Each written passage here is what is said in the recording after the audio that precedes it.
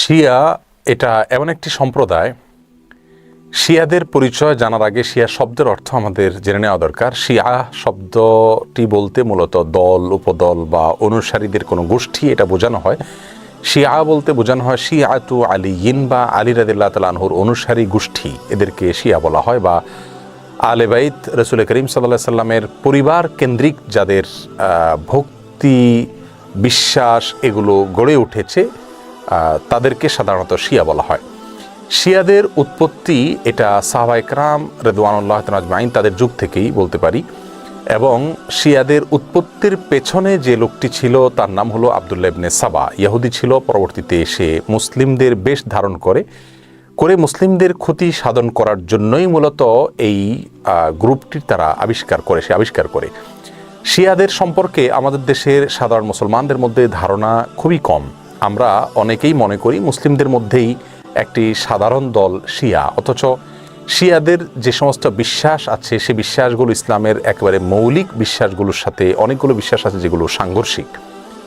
অনেক ভাই বোনরা মনে করেন যে শিয়াদের সাথে আহলে সুন্নাহ ওয়াল জামাআতের, অর্থাৎ যারা কোরআন এবং সুন্নাহকে দলিল হিসাবে গ্রহণ করে সেটাকে অনুসরণ করে, তাদের সাথে শিয়াদের একটা পার্থক্য তারা মনে করেন যে শুধুমাত্র খেলাফত নিয়ে, অর্থাৎ আবু বকর রাদিয়াল্লাহু তাআলা এবং আলী রাদিয়াল্লাহু তাআলা আনহুর ভিতরে কে বেশি খেলাফতের হকদার এটা নিয়ে মত পার্থক্য। আসলে বিষয়টা তা নয়, বরং শিয়াদের বিশ্বাসগুলোকে একত্র করা কঠিন। তাদের মধ্যে অনেকগুলো দল উপদল আছে, তার ভিতরে কমন কিছু বিশ্বাস আছে বেশিরভাগ শিয়ারা লালন করে। তার ভিতরে একটি হলো তারা কালিমাতুত তাওহীদ আমরা যেটা বলি এটাকে যথেষ্ট মনে করে না। তারা মনে করে লা ইলাহা ইল্লাল্লাহ মুহাম্মাদুর রাসূলুল্লাহ এবং আলিয়ুন ওয়ালিউল্লাহ এটাও স্বীকৃতি দিতে হবে, মুখে উচ্চারণ করতে হবে, তারপর মানুষ মুসলিম হবে। তাদের মধ্যে কোনো গ্রুপ আছে যারা কোরআনে কারিমের 30 পারার যে কোরআন এটার ব্যাপারে তারা সন্দেহ পোষণ করে এবং তারা কোরআনের বিকৃতিতে বিশ্বাস করে বা বিকৃতি করে, এটাকে তারা সঠিক মনে করে বিকৃতি করে থাকে।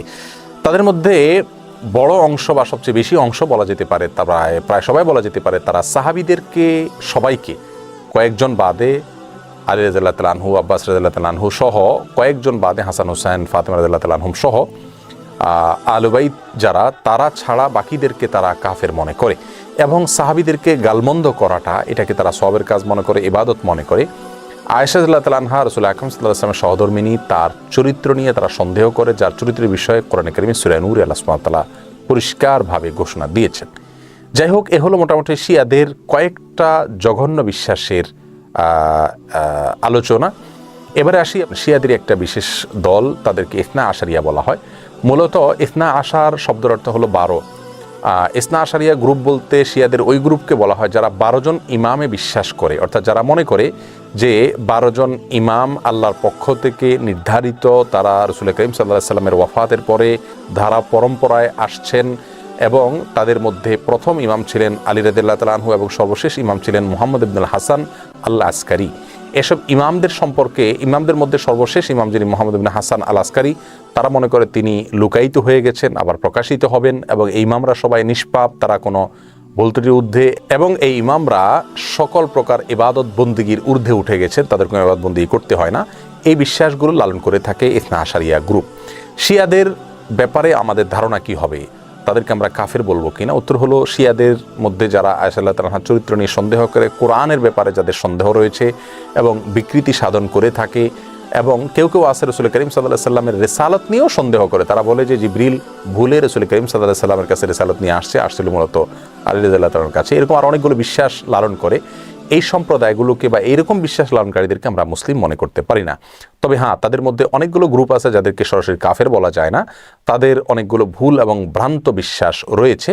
এদের মধ্যে সবচাইতে সাধারণ যেটা বিশ্বাসের দিক থেকে সবচাইতে তুলনামূলকভাবে কম জঘন্য বলা যেতে পারে সেটা হলো আবু বকর রাদিয়াল্লাহু তাআলা চাইতে আলী রাদিয়াল্লাহু তাআলাকে খেলাফতের জন্য অধিক হকদার মনে করা। শিয়াদের অনেকগুলো ভ্রান্ত বিশ্বাস নিয়ে বিস্তারিত এবং বিশদ আলোচনা করা দরকার, তা না হলে তাদের বিষয়ে আমাদের ধারণা পরিষ্কার হবে না। একজন মুসলিম হিসাবে আমাদেরকে সঠিক ধারণা যেমন রাখতে হবে, তেমনিভাবে ইসলামের বিষয়ে কারা কি ভুল ধারণা লালন করে সেগুলো আমাদের জানতে হবে। কোরআন নিয়ে যারা সন্দেহ করে, সাহাবীদেরকে যারা গালমন্দ করে, সাহাবীদেরকে যারা কাফের মনে করে, এবং রাসূল করিম সাল্লাল্লাহু আলাইহি সাল্লামের সহধর্মিণীর চরিত্র নিয়ে যারা সন্দেহ করে, কোরআনের বিকৃতি যারা সাধন করে, এদের ব্যাপারে আমাদের ধারণা কি হওয়া উচিত, সেটা আমার মনে হয় যে কোনো সাধারণ দর্শক শ্রোতাই আমরা সহজেই সিদ্ধান্ত